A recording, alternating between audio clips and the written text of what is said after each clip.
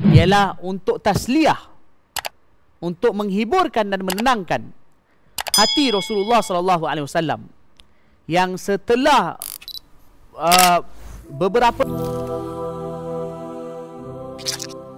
peristiwa Taif itu ialah satu ujian yang paling berat yang telah dialami oleh Rasulullah SAW, seperti yang disebutkan di dalam hadis riwayat Sayyidatina Aisyah radhiyallahu taala anha, iaitu ujian itu adalah ujian yang paling berat yang baginda hadapi selain daripada ujian Uhud.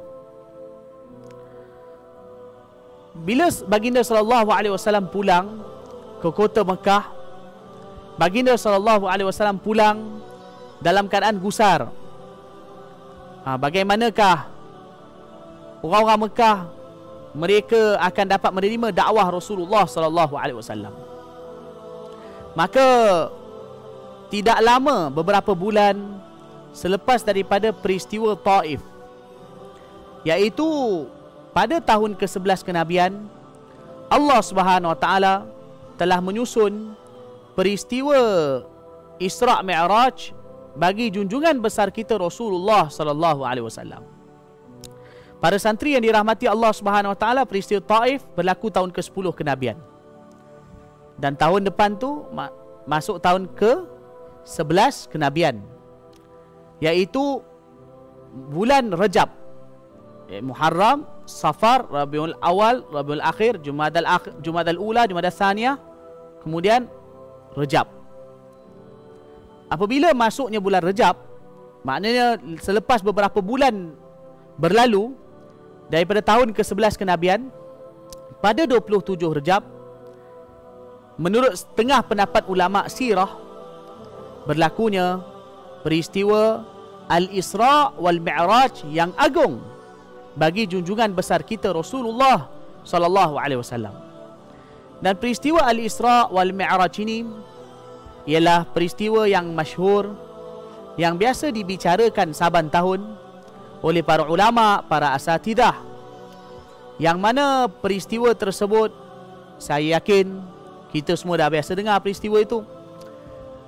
Namun peristiwa Isra' Mi'raj ini, di sebalik daripada berlakunya peristiwa ini, hakikatnya ialah untuk tasliyah, untuk menghiburkan dan menenangkan hati Rasulullah SAW yang setelah beberapa tahun diuji oleh Allah Ta'ala dengan ujian yang berat.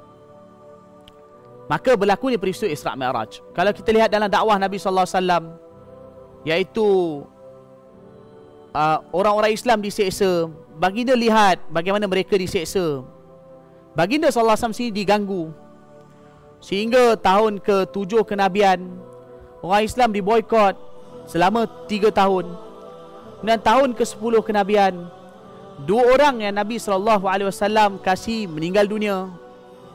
Kemudian tahun ke-10 kenabian juga, Nabi SAW pergi ke Taif, baginda dilempar dengan batu. Jadi ini menyebabkan hati Nabi SAW tahun demi tahun, kalau kita kata hancur hati Nabi SAW. Sedihnya Nabi SAW.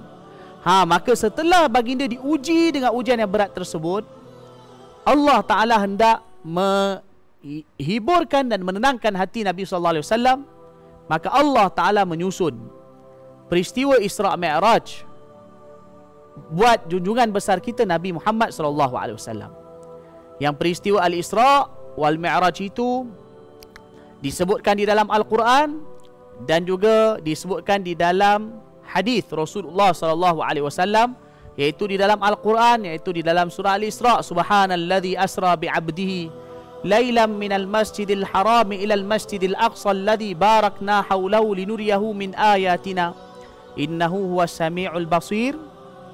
Ini disebutkan jelas mengenai peristiwa Isra' dan juga disebutkan secara isyarah di dalam peristiwa Al-Mi'raj, di dalam surah An-Najm, wan najmi idha hawa ma dhalla sahibukum wa ma ghawa wa ma yantiqu 'anil hawa in huwa illa wahyu yuha 'allamahu shadidul quwa dzu mirratin fastawa wa huwa bil ufuqil a'la thumma dana fatadalla fakana qaba qausaini aw adna فأوحى إلى عبده ما أوحى ما كذب الفؤاد ما رأى أفتمارونه على ما يرى ولقد رآه نزلة أخرى عند سدرة المنتهى عندها جنة المأوى إذ يغشى السدرة ما يغشى ما زاغ البصر وما طغى لقد رأى من آيات ربي الكبرى. Ayat yang saya bacakan tadi, iaitu disebutkan secara isyarah peristiwa Al-Mi'raj. Kemudian di dalam hadis juga disebutkan peristiwa Isra' dan Mi'raj yang biasa disampaikan oleh para ulama asatidah pada sambutan Al-Isra' wal Mi'raj pada setiap tahun.